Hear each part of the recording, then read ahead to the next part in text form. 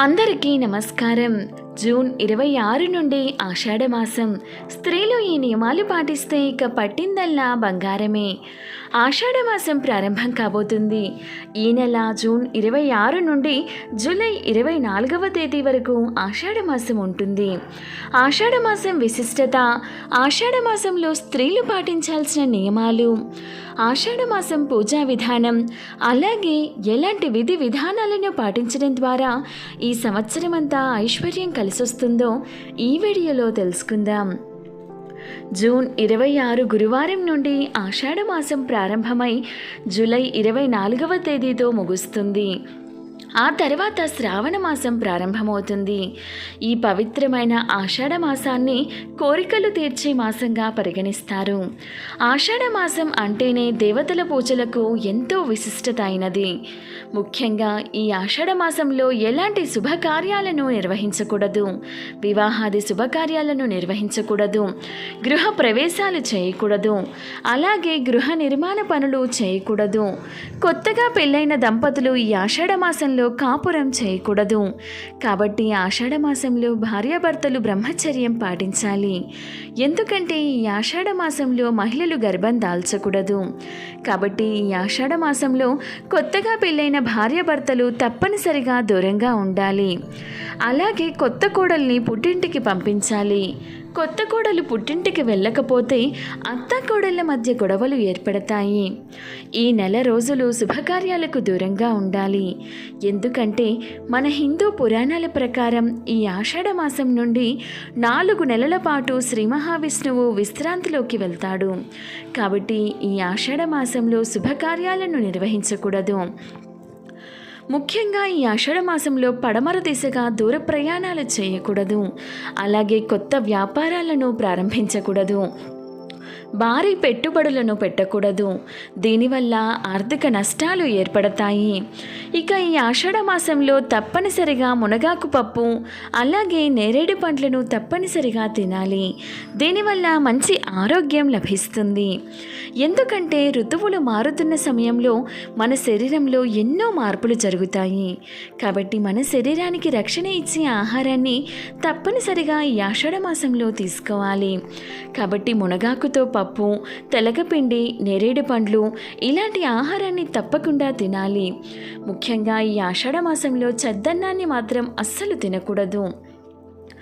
ఇక ఈ ఆషాఢ మాసంలో తప్పనిసరిగా ఆడవాళ్ళు గోరింటాకు పెట్టుకోవాలి. ఆడవారి అరచేతుల్లో గోరింటాకు మెరిసిపోతూ ఉండాలి.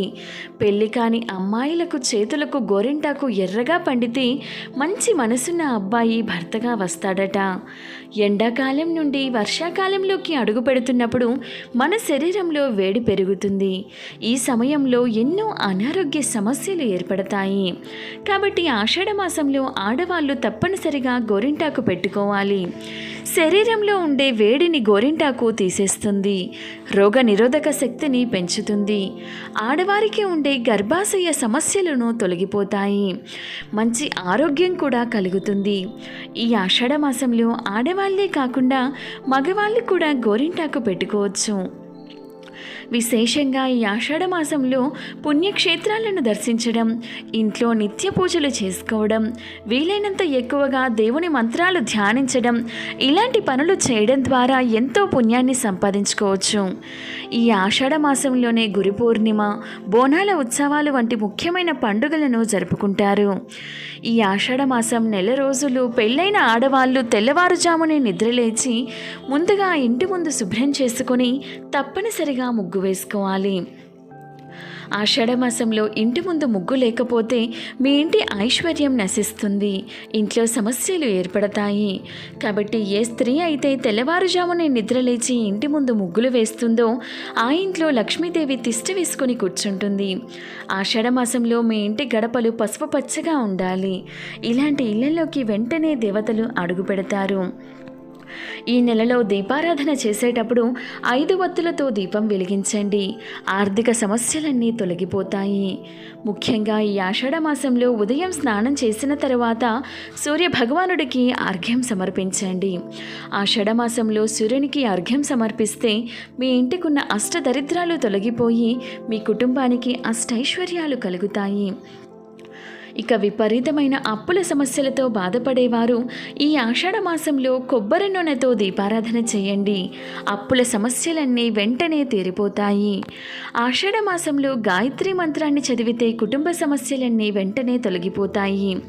ఈ ఆషాఢ మాసంలో వచ్చే ప్రతి శనివారం నాడు రావి చెట్టుకు 5 ప్రదక్షిణాలు చేసి రావి చెట్టు క్రింద ఒక దీపం వెలిగిస్తే కోరిన కోరికలన్నీ తక్షణమే నెరవేరుతాయి.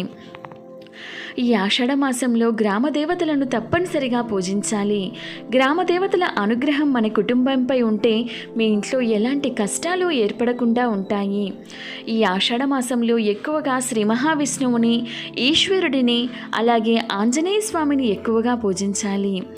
ఎవరైతే కుజ దోషాలతో బాధపడుతున్నారో అలాంటి వారు ఆషాఢ మాసంలో శివుడికి అభిషేకం చేస్తే జాతక దోషాలన్నీ తొలగిపోతాయి. ఈ పవిత్రమైన ఆషాఢ మాసంలో తప్పనిసరిగా తులసిని పూజించాలి. ఈ నెలలో వచ్చే ప్రతి శుక్రవారం నాడు లక్ష్మీదేవిని గులాబీ పూలతో పూజించి శ్రీ సూక్తాన్ని చదివితే విపరీతమైన ఐశ్వర్యం కలిసొస్తుంది. ఇక మీ ఇల్లంతా డబ్బుతో నిండిపోతుంది. ఇక ఈ మాసంలో చేసే దానాలకు 1,000,000 రెట్ల పుణ్య ఫలితాన్ని పొందవచ్చు. ఇక ఈ ఆషాఢ మాసంలో నీటిని వృధా చేయకూడదు. ఎవరైతే నీటిని వృధా చేస్తారో అలాంటి ఇళ్లలో పేదరికం ఏర్పడుతుంది. వీడియో నచ్చితే ఒక లైక్ చేయండి. ఇటువంటి మరెన్నో మంచి డేస్ కోసం ఒకసారి మన ఛానల్ని విజిట్ చేసి సబ్స్క్రైబ్ చేసుకోండి. Thank you for watching.